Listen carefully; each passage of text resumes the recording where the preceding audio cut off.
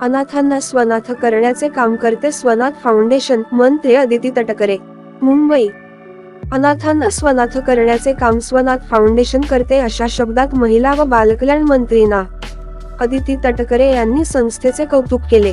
2 दिवसीय दत्तक संगोपन कार्यशाळेला संबोधित करताना मंत्री तटकरे बोलत होत्या। स्वनाथ फाउंडेशनने कमी कालावधीत अनाथ बालकांसाठी उल्लेखनीय काम केले आहे। शासनाकडून या कामासाठी सहकार्य करण्यात येत असून शासन आणि स्वनाथ फाउंडेशन यांच्यात सामंजस्य करार करण्यात आला आहे। समाजात काम करण्यासाठी अशा पद्धतीने काम करणाऱ्या संस्थांनी पुढे येण्याची आवश्यकता आहे। याबाबत स्वयंसेवी संस्थांकडून काही सूचना आल्या तर शासन त्यावर उपाययोजना व नव्याने राबविण्यात येणाऱ्या योजनांसाठी काम करेल, असेही मंत्री कुमार तटकरे यांनी उपस्थितांना आश्वासित केले।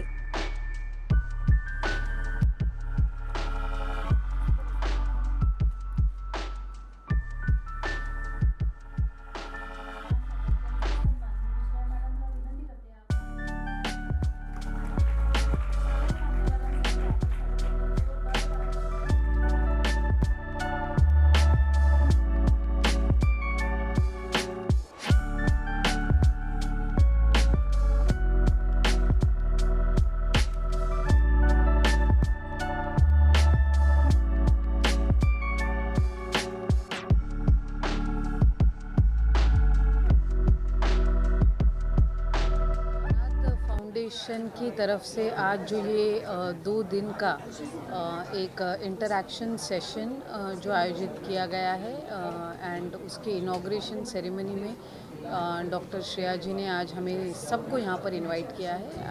मुझे बहुत ही ज़्यादा इस बात की खुशी है, आनंद है कि हम सब एक साथ इस प्रोग्राम में सहभागी हो सके एंड आई एम श्योर कि स्वनाथ फाउंडेशन की तरफ से जो पिछले 4-4.5 सालों से अनाथ बच्चों को स्वनाथ करने का जो उनका प्रयास है और एक बहुत ही अच्छा उपक्रम, एक बहुत ही अच्छा और इम्पॉर्टेंट जो ये इशू है वो सिर्फ महाराष्ट्र राज्य में नहीं, देश के तकरीबन 16-17 स्टेट्स में वो ये स्वनाथ फाउंडेशन की तरफ से ये बहुत ही अच्छा उन्होंने इंटेंशन रखे ये प्रोजेक्ट जो शुरू किया है, जहाँ पर अनाथ बच्चों को फॉस्टर पेरेंट्स उनको उपलब्ध करके ज़्यादा से ज़्यादा कैसे इन बच्चों को अपना खुद का घर, गवर्नमेंट जो है या गवर्नमेंट स्कीम्स जो है उनकी तरफ से हम जो देते हैं वो एक इंस्टीट्यूशनल उनके लिए प्रोविज़न रहता है, बट एक घर उपलब्ध होना ये हर अनाथ बच्चे का अधिकार है और उस ओर से और उस पूरी उनको ये सुविधा उपलब्ध हो, इसलिए स्वनाथ फाउंडेशन ये काम कर रहा है और इस बात की हमें खुशी है कि हम सब इस प्रोग्राम में सहभागी हो सके। I think government of Maharashtra की तरफ से श्रेया जी ने पहले ही पिछले 4-4.5 सालों में गवर्नमेंट के जो वेरियस स्कीम्स हैं वो अनाथों तक पहुँचे। ये जो डिप्राइव्ड हम बोलेंगे मतलब जो गवर्नमेंट इंस्टीट्यूशंस में ये बच्चे रहते हैं 18 साल तक, उसके बाद इन बच्चों को कहीं ये फील ना हो कि अब तो हम गवर्नमेंट इंस्टीट्यूशन से निकल गए, अब आगे क्या, तो उस सब की जिम्मेदारी जो है वो स्वनाथ फाउंडेशन ले रही है और एक अच्छी सुविधा उनको देने के लिए जो प्रयास है और उसमें गवर्नमेंट ऑफ महाराष्ट्र ऑब्वियसली जो भी सपोर्ट गवर्नमेंट की तरफ से उन्हें चाहिए होगा वो हम देने का प्रयास करेंगे।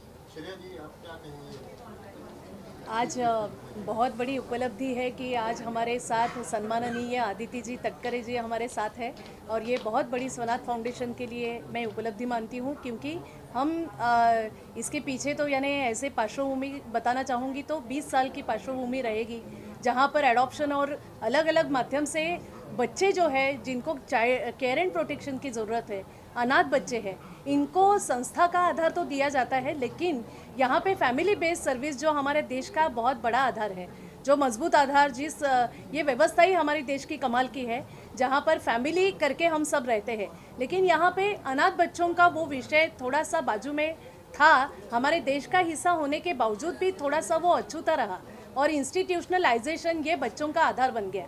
ये आधार ज़रूरी है, लेकिन ये लास्ट रिसोर्ट होना चाहिए कोई भी संस्था के लिए बच्चों का। तो ये बच्चों को परिवार मिले, ये हमारी संकल्पना स्वनाथ की है, और हर बच्चे को परिवार, ये हमारा मिशन है, जिसको हम लगातार देश में अलग अलग हिस्सों में अलग अलग जगह पर जाकर इस विषय की बातचीत करते हैं। इस विषय के संबंध में समाज में अवेयरनेस लाना चाहते हैं। इस विषय के संबंध में जो एक हमारा कानून बना है, जहाँ पर सेक्शन 44 के तहत ये घटना लिखी गई है, जिसमें फॉस्टर केयर सर्विस, प्रतिपालकत्व योजना या पोषण देखरेख सेवा, इसके बारे में जिक्र पूरी तरह से हुआ है, उसे अमल में लाने के लिए और ये बच्चों का बचपन सुनहरा, समृद्ध और सुखी करने के लिए हम प्रयास कर रहे हैं। और इसको नतीजा देने जैसे हमारे जैसे अलग अलग राज्यों में ये विषय सराहा जा रहा है और हमें वहाँ पे बुलवाया भी जा रहा है कि ये विषय को स्थान देने के लिए आपकी ओर से टाई अप करके स्वनाथ फाउंडेशन और वो राज्य काम करे। यहाँ पे भी हमने MOU साइन किया है महाराष्ट्र गवर्नमेंट के साथ। इस फरवरी में हमारा MOU साइन हुआ, जहाँ पर ये विषय को अमल में लाने के लिए हम मदद करना चाह रहे गवर्नमेंट को। अभी आदिति जी आपके सभी के सामने हैं, आदिति जी ने बहुत हमारे विषय को सपोर्ट देना चाह रही है वो, तो आगे जाके हम यही तय कर रहे हैं। आज हमारा 2 दिन की कार्यशाला का आरंभ हम यहाँ से कर रहे हैं। 2 दिन का ट्रेनिंग प्रोग्राम रहेगा, जहाँ पर हम संयोजकों की निर्मित कर रहे हैं। संयोजक ऐसे रहेंगे जो जिला शाह हमारा कोऑर्डिनेशन और कम्युनिकेशन, जो गवर्नमेंट के जो सिस्टम बनी है उन अधिकारियों से उनका कम्युनिकेशन रहेगा, और कोऑर्डिनेशन करते हुए प्रतिपालकत्व योजना को स्थान देने के लिए हम प्रयास करेंगे। और हमें एकदम विश्वास इस विषय का है कि इस विषय को हम राज्य में पूरी तरह से निभाने और बच्चों को परिवार दिलवाने के लिए इसको बहुत अच्छा एक सोच हम बनाएंगे और पहल बनाएंगे। Thank you. सेक्शन 44 के अंतर्गत आता है। इसी चीज़ के लिए एक महत्वपूर्ण सूचना ये देना चाहूँगा। पिछले वर्ष सितंबर में माननीय केंद्रीय मंत्री श्रीमती स्मृति ईरानी जी ने इसके ऊपर एक बड़ा निर्णय लिया, जिसके तहत अगर 2 वर्ष तक कोई माता पिता फोस्टर केयर में अगर बच्चे को संभालता है तो उसे वो लीगली अडॉप्ट कर सकता है, और इसकी पूरी जो सहमत ताकत दी गई है डिस्ट्रिक्ट कलेक्टर के हाथ में दी है। तो इस विषय को अगर हम लॉन्ग टर्म में इसको परमानेंट प्लेसमेंट का भी रूप में देखा जा सकता है। एजुकेशन सोसाइटी ने ये तय किया हुआ है कि भाई 2 बच्चे, 2 गर्ल चाइल्ड, फीमेल चाइल्ड को जो है यहाँ पर 18 वर्ष के बाद में जो फॉस्टर घरों से या अनाथालयों से जो आ रहे हैं बच्चे, उनको यहाँ पर हम अडॉप्ट करेंगे मतलब उनके रहने की, उनकी पढ़ाई की पूरी व्यवस्था 3 साल तक, जब तक वो पढ़ाई पूरी नहीं कर लेते हैं, जो भी वो कोर्स लेंगे वो संस्था उनके लिए करेगी। यस, ये तय हो चुका है पहले ही, और हम इसमें और बढ़ोतरी करने की कोशिश करेंगे जैसे जैसे संसाधन और सुविधाएं उपलब्ध रहेंगी वैसे। तो मैं डॉक्टर भी हूँ, तो डॉक्टर होने के नाते बहुत बार देख रहा हूँ कि ये जो वर्ग है हमारे समाज का, उसको काफ़ी वाकई परेशानी में है। अगर ऐसे में ये फॉस्टर केयर, ये जो जिसने बताया कि कृष्ण भगवान को यशोदा माता ने फॉस्टर केयर ही किया था, तो अगर फॉस्टर केयर का ये हो जाता है तो बहुत अच्छा है। जितने परिवार आगे आएंगे, हम हमारे पेरेंट्स में इसकी जानकारी देंगे, क्योंकि बहुत से पेरेंट्स हैं जिनको बच्चे नहीं हुए हैं और वो अपनी ट्रीटमेंट कराते रहते हैं यहाँ वहाँ, तो उनको ये जानकारी बताएंगे। और हमारी ये भी जो अभी इन्होंने जो अनाउंस किया कि भाई उसके बाद में उनको एडॉप्ट भी करने का अगर उनको डिस्ट्रिक्ट मजिस्ट्रेट दे देते हैं, तो ये बहुत बड़ा अच्छा काम हो जाएगा। मेरे ख्याल से हम लोग संस्था की तरफ से तो हम लोग पूरा इसको प्रमोट करने वाले हैं, in the parents, in the staff and in the students also. हमारे 25,000 बच्चे हैं, उतने 25,000 फैमिलीज़ हैं, सब तरफ ये संदेश जाएगा बराबर से। उनको याद करो तो वो भी ऐसे ही थे, उनको पेरेंट्स जो थे बाहर के थे, उनके तो पेरेंट्स जेल में थे, तो हमारे को तो वो संस्कार है, हम लोग करेंगे, अच्छी तरह से करेंगे, संस्था भी करेगी। यस सर कह रहे हैं ईश्वरीय कार्य है, इसमें हमारा पूरा सहयोग रहेगा, no doubt about it. Me Swanath फाउंडेशनचं advisory कमिटीवरती आहे आणि भारतामध्ये एकंदरच जे अनाथ मुलं आहेत त्यांना स्वनाथ या संकल्पनेकडे, म्हणजे त्यांच्या माध्यमातून त्यांच्या हितांचं संरक्षण करून त्यांना एक चांगलं नागरिक, उत्तम नागरिक घडवण्याचं कार्य स्वनाथ फाउंडेशन करत आहे। या स्वनाथ फाउंडेशनचं मुख्य प्रिन्सिपल असं आहे, मुख्य तत्व असं आहे की अनाथ असलेल्या मुलाला, ज्याला आईवडील नाही, ज्याला पालक नाही, त्यांना एक चांगलं उत्तम कुटुंब मिळवून द्यायचं। आणि उत्तम कुटुंब कशाला, तर त्याला आईवडील आणि कुटुंबाच्या माध्यमातून त्याच्या हितांचं रक्षण करायचं आणि त्याला एकंदरच अशा वातावरणात त्याला वाढवायचं की ज्याला खरं नैसर्गिक वातावरण मिळेल आणि त्याचा विकास होईल. हे या स्वनाथ फाउंडेशनचं आम्ही एक पाईक म्हणून काम करतो आहे. त्याकरता मला खूप मजा वाटते, आनंद वाटतं काम करताना. आणि हे एक खूप चांगलं कार्य आहे, राष्ट्रविकासाचं कार्य आहे असं मला वाटतं. प्रतिपालकत्व फॉस्टर केअरची ही जी चळवळ सुरू झालेली आहे गेल्या 4.5 वर्षांपासून, ही मुलांच्या म्हणजे आम्ही जे म्हणतो in the interest of the child, आपल्या महाराष्ट्राचा जर विचार केला तर असंख्य मुलं जी अशी आहेत जी घरापासून लांब आहेत, जी संस्थांमध्ये वाढतात. तर संस्था हे काही मुलांच्या समस्येचं उत्तर नाही आहे, किंवा संस्थांमध्ये मुलांना अन्न वस्त्र निवारा जरी मिळालं तरी भावनिक विकासाची जी त्यांची गरज आहे ती संस्थेत पूर्ण होऊ शकत नाही. आणि एकीकडे आपण चाइल्ड राईट्सचा विचार जेव्हा करतो तेव्हा आपण कुटुंब हा मुलांचा अधिकार मानतो, तर कुठलंही मूल कुटुंबापासून वंचित राहू नये हा विचार ह्या प्रतिपालकत्व किंवा ज्याला आपण फॉस्टर केअर म्हणतो ह्या योजनेत गव्हर्नमेंटच्या आहे. आणि ही प्रतिपालकत्वाची योजना ही सर्वदूर पसरावी, ह्याचा प्रचार व्हावा. आणि जी मुलं की जी अडॉप्शनमध्ये पण जाऊ शकत नाहीत, अशी 6 ते 18 वर्ष वयोगटाच्या मुलांसाठी ही प्रतिपालकत्वाची योजना आहे. आणि ह्या सगळ्या मुलांना कुटुंबात म्हणजे फॉस्टर पेरेंट्स मिळावे ही आमची ह्या चळवळीचा उद्देश आहे. कारण कुटुंबात जे मुलांना एक सुरक्षित वातावरण मिळतं, त्या सुरक्षित वातावरणाची आणि भावनिक विकासासाठी ज्या गरजा असतात त्या फक्त आणि फक्त कुटुंबात पूर्ण होतात. आणि त्याच्यासाठी ही चळवळ आहे. ॲडव्हायझरी कमिटी म्हणून मी काम करते. मी वृषाली देशपांडे नागपूरची आहे. आणि ह्या चळवळीशी म्हणजे एकूणच चाइल्ड राईट्स चळवळीशी गेली 30 वर्ष जोडलेली आहे. आणि ते काम असं वाटतं तरीही अजून संपतच नाही आहे. तर मुलांसाठी करण्यासारखं खूप आहे. समाजातल्या प्रत्येक नागरिकांनी सगळ्या मुलांच्या प्रती संवेदनशील राहावं एवढीच माझी नम्र विनंती किंवा प्रार्थना. मी एक शिशु आधार फॉर द चाइल्ड नावाची संस्था आहे, त्याच्याबरोबर गेले 30-35 वर्ष काम करते. आमचं कामच स्वनाथशी कसं जोडलेलं ते सांगते की आमचं देखील काम हेच आहे की मुलं संस्थेमध्ये जाता कामा नयेत आणि जितकी शक्य तितकी कुटुंबामध्येच ती राहिली पाहिजेत. मग ते कुटुंब एखाद्या वेळेस स्वतःचं असू शकेल, ते पण सक्षम करता आलं पाहिजे. आणि स्वतःचं जर नसेल म्हणून मग त्याला पर्याय संस्था, हे काही बरोबर नाही. आणि त्यासाठी त्याला पर्यायी कुटुंबांमध्ये खूप तुम्हाला विचार करता येईल की स्वतःचे नातेवाईक असतात, आजी आजोबा असतात, किंवा जे खरोखरच ज्यांची मुलं मोठी झालेली आहेत किंवा ज्यांना मुलं नाही आहेत किंवा मुलं होऊन गेलेली आहेत, अशी कितीतरी कुटुंब आहेत की ज्यांना मुलं सांभाळण्याची इच्छा असते पण त्यांना माहिती नसतं. कारण एकदा मूल संस्थेत आत गेलं की त्याचा समाजाशी संपर्कच तुटतो. आणि समाजाचं एकंदर असं आपण जर बघितलं, जेव्हा एखादे आई वडील जातात, करोनाने बरेच ठिकाणी असं झालं, आजी आजोबा येतात, संस्थेत ठेवा हो, सुरक्षित राहील, शिकेल चांगलं, असं त्यांना वाटत असतं. त्यांना ते वास्तवच माहिती नाही आहे की संस्थेमध्ये मूल शिकत असेल, राहत असेल, पण सुरक्षितता आहे का? तुम्ही जर बातम्या वाचल्या असतील तर कितीतरी शारीरिक शोषण, लैंगिक शोषण मुलांचं होतं. आणि ह्या सगळ्या गोष्टी छुप्या राहतात समाजापासून, कारण संस्था हे स्वतःचं एक आयलंड म्हणून राहतात.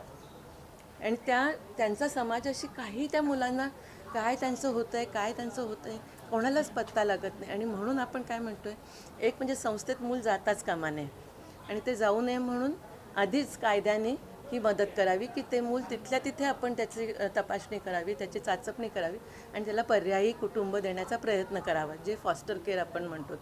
किंवा जर संस्थेमध्ये गेलं म्हणून आता गेलं चला विसरून जा असं नाही, तिथे देखील आपण त्या मुलांची परत तपासणी केली पाहिजे की खरोखरच या मुलांना पर्यायी आपण कुटुंब देऊ शकतो का. आणि अशी कित्येक मुलं आहेत की ज्यांना आपण डेफिनेटली पर्यायी कुटुंब देऊ शकतो की जेणेकरून एक समाजाचा भाग म्हणून जे वाढायला पाहिजे ते मूल वाढतं. कारण त्याला आपला काही समाजाशी संबंध आहे असं त्याला वाटतच नाही.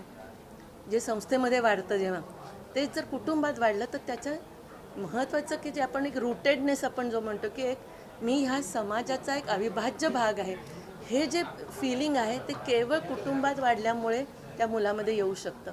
आणि कुटुंबातून जी एक वेगळ्या प्रकारची आयडेंटिटी मिळते मुलांना, ती आयडेंटिटी संस्थेमधून मिळत नाही. मुलांना लाज वाटते म्हणायला की मी संस्थेमध्ये वाढलो, पण मी ह्या कुटुंबात वाढलो असं म्हणताना जे एक अभिमान आणि एक माझी स्वजाणीव निर्माण होते, त्या स्वजाणीवेसाठी सगळ्यांनी आपण पुढे आलं पाहिजे आणि जितकं शक्य तितकं मुलांना घर देण्यासाठी प्रयत्न केले पाहिजेत आणि तीच ही चळवळ आहे आणि त्याच चळवळीचा थोड़ा बताएंगे तो बहुत अच्छा होगा। मैं राजू लाडुलकर जिला बाल संरक्षण अधिकारी अकोला यहाँ कार्यरत हूँ और जो अभी 2 दिन की कार्यशाला होने वाली है वो यानी प्रतिपालकत्व योजना, इसके बारे में अपने को जानकारी मिलेंगी अभी ये 2 दिन की कार्यशाला में। आप अकोला, क्योंकि आपने नाम लिया, तो अकोला पहली डिस्ट्रिक्ट है जहां पर पोस्टरिंग सबसे पहले शुरू हुई थी प्रतिपालक तत्व योजना। तो आप उस जर्नी से आप इस सरकार की तरफ से जुड़े हुए हैं, तो वो आप अपने एक्सपीरियंस के बारे में कुछ कहना चाहेंगे? अकोला ज़िला में जो पहली बार हमने प्रतिपालकत्व योजना शुरू की है, तो हमने स्टार्ट में एक यानी ऐसा प्रोजेक्ट किया था कि जो अकोला के व्यापारी वर्ग है वो व्यापारी वर्ग के जो लोग व्यापारी वर्ग की मीटिंग ली थी और वो मीटिंग में हमने जो प्रतिपालकत्व योजना है वो सबको बताई थी कि ये प्रतिपालकत्व योजना जो है ये बालगृह में के यानी जो CNCP child need care and protection जो के बच्चे जो रहते हैं वो बच्चे और 6 से 18 साल तक के बच्चे उनको हम प्रतिपालकत्व के लिए दे सकते हैं फैमिली में। अभी आप ये बताएं, अभी जैसे स्वनाथ फाउंडेशन करके एक NGO फॉर्म हुआ है जो जिन्होंने गवर्नमेंट के साथ MOU करके ये प्रतिपालक तत्व योजना का अवेयरनेस पूरे महाराष्ट्र में कर रहा है। ऐसी संस्थाओं के बारे में आप क्या कहना चाहेंगे कि मतलब क्या इन संस्थाओं की मदद से ये प्रतिपालक तत्व योजना पूर्ण राज्य में इम्प्लीमेंट हो सकता है क्या? गवर्नमेंट ने अभी जो प्रतिपालक तत्व योजना शुरू की है, गवर्नमेंट तो गवर्नमेंट के माध्यम से चलाती है, लेकिन जितना टाइम पूरा टाइम नहीं दे सकती, इसलिए NGO के माध्यम से जो काम होता है NGO अपनी पूरी ताकत लगाती है। वही हिसाब से अभी जो सोनाथ फाउंडेशन है, सोनाथ फाउंडेशन ये संस्था के माध्यम से प्रतिपालकत्व योजना यानी अच्छी तरह से निभाई जाएंगी और पूरे महाराष्ट्र में इसका इम्प्लीमेंटेशन हो जाएगा। रहेगा।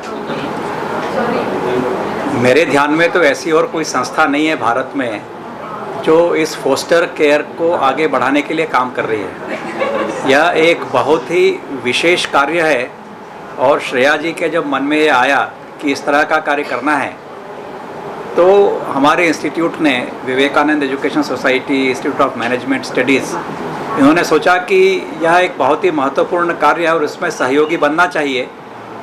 तो श्रेया जी के साथ में मिलकर के, स्वनाथ फाउंडेशन के साथ मिलकर के हमारा मैनेजमेंट इंस्टीट्यूट भी यह काम कर रहा है और हमारी CSR एक्टिविटी के रूप में इसको हम सबसे अधिक प्राथमिकता देते हैं, क्योंकि यदि 140 करोड़ देश की जनसंख्या में 2 करोड़ अनाथ बच्चे हैं जिनके कोई माता पिता देखभाल करने वाले नहीं हैं, यदि उनको हम माता पिता दे पाए, उनको हम भावनात्मक जोड़ कर पाए, तो इससे बड़ा और क्या काम हो सकता है। तो इसी बात को लेकर के हमने यह कार्य प्रारंभ किया है।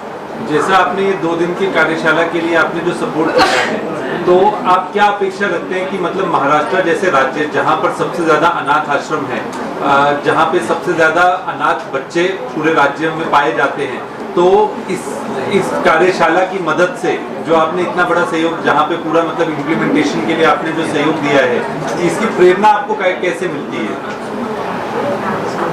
क्या है, इस क्षेत्र में काम करने के लिए अभी इग्नोरेंस बहुत ज़्यादा है।